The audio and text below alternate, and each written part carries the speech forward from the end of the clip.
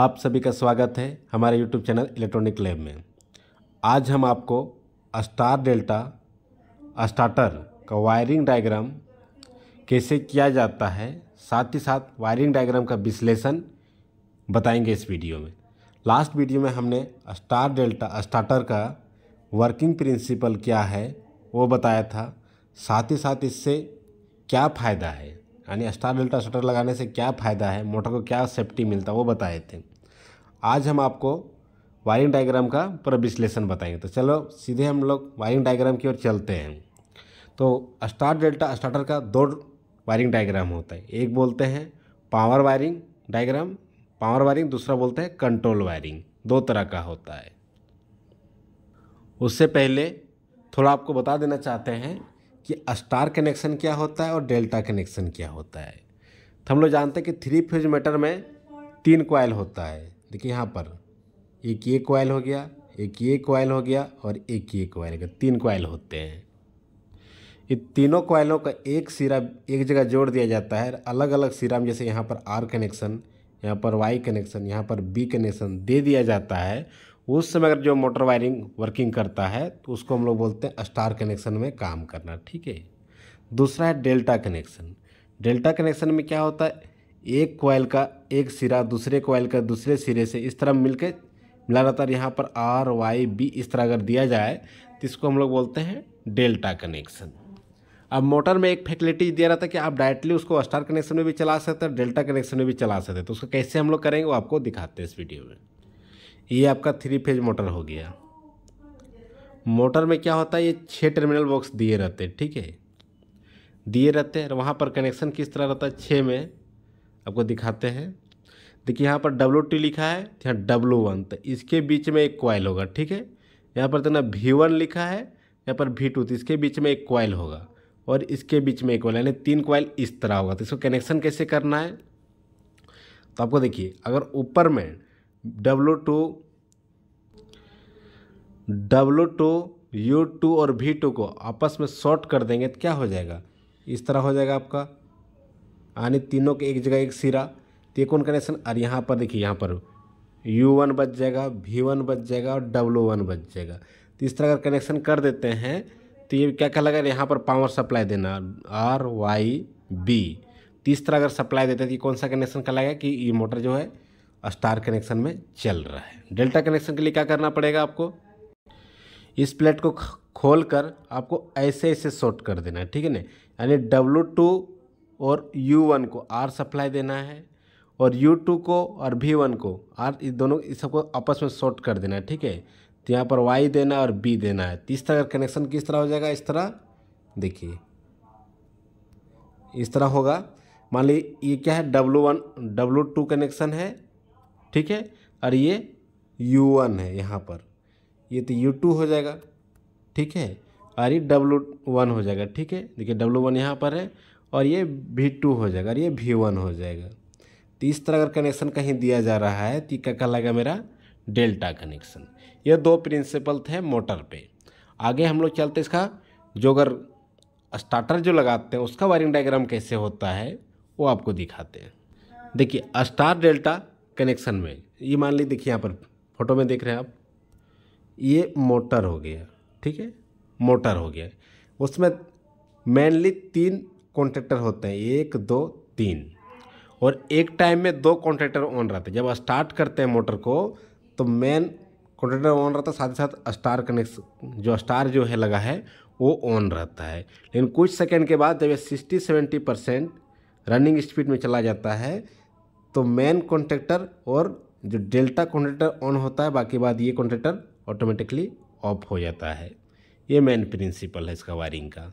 तो वायरिंग करते कैसे इसको है, देखिए यहाँ से 3 फेज सप्लाई आ रहा है। ठीक है, यहाँ पर एक मान लीजिए MCB लगा है। ठीक है, ठीक है, MCB लगा है तो RY कनेक्शन डायरेक्टली इसे दे देना है, Y यहाँ पर दे देना मेन कॉन्ट्रैक्टर में, और BB इस तरह दे देना है। इसका आउटपुट जो होगा डायरेक्टली मोटर का एक सिरे में दे देना है। ठीक है, जैसे मान लीजिए दे देंगे हम लोग, इधर देखिए U1 V1 W1 में एक साइड दे दिए, इसको डायरेक्टली दे देना मेन कनेक्टर से।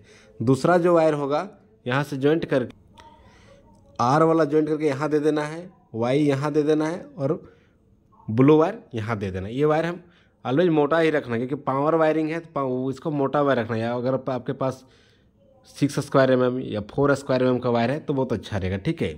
अब इसका आउटपुट होगा, एक आउटपुट डायरेक्टली यहाँ देखो Y2 V2 और W2 में दे देना है, ठीक है। वाई वाला यहाँ दे देना है और ब्लू वाला वहाँ दे देना, देखना।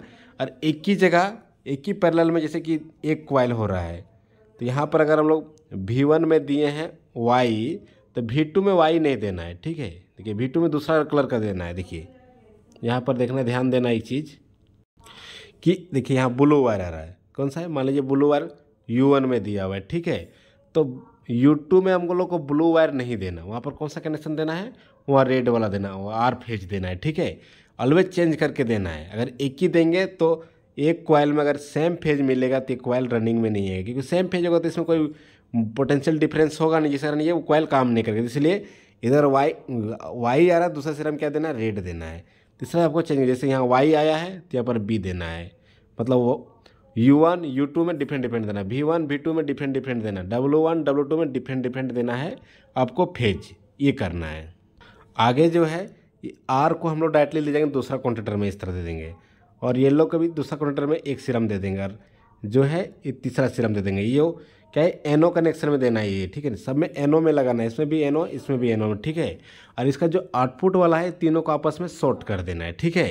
ये पावर वायरिंग हो गया। बहुत सारा वायर में मिलेगा यहाँ पर क्या कि आपको ये लगा मिलेगा क्या, ओवरलोड रिले। यहाँ पर भी ओवरलोड रिले, ठीक है। ओवरलोड रिले सेम इसी तरह था कॉन्टेक्टर की तरह, तो यहीं पर आप डायरेक्टली इसको लगा दे सकते हैं, ठीक है। एक यहाँ पर इस तरह लगा दे सकते हैं। आगे हम लोग चलते हैं इसका कंट्रोल वायरिंग।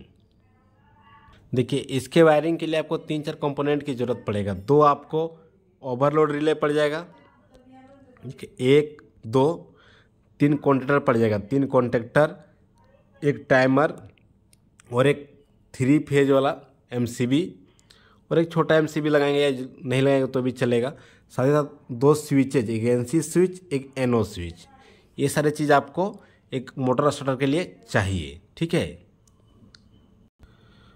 पावर वायरिंग के बारे में तो आपको दिखा दें कि ये जो मेन MCB है, इसी से सबको मेन कॉन्टेक्टर, डेल्टा कॉन्टेक्टर और स्टार कॉन्टेक्टर को जाएगा, ठीक है। ये हो गया। और इसका आउटपुट कहाँ जाएगा आपका, ये आपका हो गया रिले में, और ये भी रिले का जो क्या बोलते हैं ओवरलोड रिले का NO में जाएगा, तो यहाँ पर डायरेक्टली NO में जाएगा, ठीक है। बाकी कनेक्शन कैसे करते हैं वो आपको दिखाते हैं। अभी तो सारा जितना भी कॉन्टेक्टर का और ओवरलोड रिले का सबका NO कनेक्शन में गया था, ठीक है। आगे का कनेक्शन देखते हैं। देखिए आगे का कनेक्शन क्या है, सबसे पहले देख लेते हैं कि एक सप्लाई ले लेना है आपको। कहाँ से ले लेना है सप्लाई आपको, देखिए ये सप्लाई R सप्लाई, मतलब यहाँ से ले लेना है आपको। एक चले जाएगा आपको MCB में, एक छोटा MCB लगा लेना है। इस MCB का आउटपुट क्या करना है, ओवरलोड रिले का जो 95-96 रहता है उसमें NC जो कॉन्टेक्ट रहता है उसमें लगा देना है। उसका आउटपुट किस में, NC कॉन्टेक्ट इसमें लगा देना, दूसरा वाला। उसका आउटपुट कहाँ चला जाएगा, जो NC स्विच होगा, यानी नॉर्मली कॉन्टेक्ट, जिसको हम लोग बोलते हैं स्टॉप स्विच, उसमें लगा देना है। उसका जो आउटपुट वायर होगा दूसरा फेज वाला, वो NO का एक सिरा में चला जाएगा। उसी सिरा का वायर कहाँ चला जाएगा, हमारा एक कॉन्टेक्टर का जो क्या बोलते हैं उसको, इस सर्किट में एक्चुअली होता है कि जब हम स्टार्ट बटन दबाते हैं, इसमें स्टार्ट बटन दबाते समय, स्टार्ट बटन दबाने पर क्या होता है, मेन कॉन्टेक्टर को सप्लाई मिल गया, तो साथ ही साथ मिल जाता है आपका स्टार कनेक्शन, स्टार जो कॉन्टेक्टर है उसको सप्लाई मिल जाता है, ठीक है। सप्लाई मिलने पर क्या होता है, मोटर को स्टार, जो स्टार लूप में है वो आ जाता है, मोटर रनिंग स्टार्ट हो जाता है, ठीक है। उसी समय क्या होता है, टाइमर ऑन हो जाता है, ठीक है। ये टाइमर ऑन होने जैसे भी यानी 10 सेकंड 5 सेकंड जो सेट टाइम रहता है, वो सप्लाई जैसे रीच करता है उस समय क्या करता है, ये स्टार कनेक्शन को, डेल्टा कनेक्शन को जो स्टार्टर उसको सप्लाई मिल जाता है और इसको कट हो जाता है, ठीक है। तो उसके कारण क्या होता है, ये फिर डेल्टा कनेक्शन में ये रनिंग चलता रहता है, मोटर चलता है डेल्टा कनेक्शन में रनिंग स्टेटस पे, ठीक है। तो ये मेन चीज़, जब हम ऑफ करते हैं तो क्या होता है, मेन का भी सप्लाई कट जाता है और इधर का भी कट जाता है, ठीक है। जिसके कारण क्या होता है, शटर जो मोटर है मेरा ऑफ हो जाता है। यहाँ पर लैचिंग सिस्टम भी दिया हुआ है, लैचिंग सिस्टम का प्रयोग कहाँ से कर रहा है, ई कंट्रोलर का जो मेन कंट्रोलर है उससे लैचिंग पर्पस का प्रयोग किया जा रहा है यहाँ पर। ये एक्चुअली सप्लाई है। अगर आपको बनाना है तो इसको डायग्राम बढ़िया से इसको फ़ोटो खींच ले और इस तरह आप कनेक्शन कर दें। साथ ही साथ जो कंट्रोल वायर है उसमें पतला वायर डाल सकते हैं, लेकिन जितना भी आपको पहले बताए जो पावर वायरिंग उसमें आपको मोटा वायर डालना है।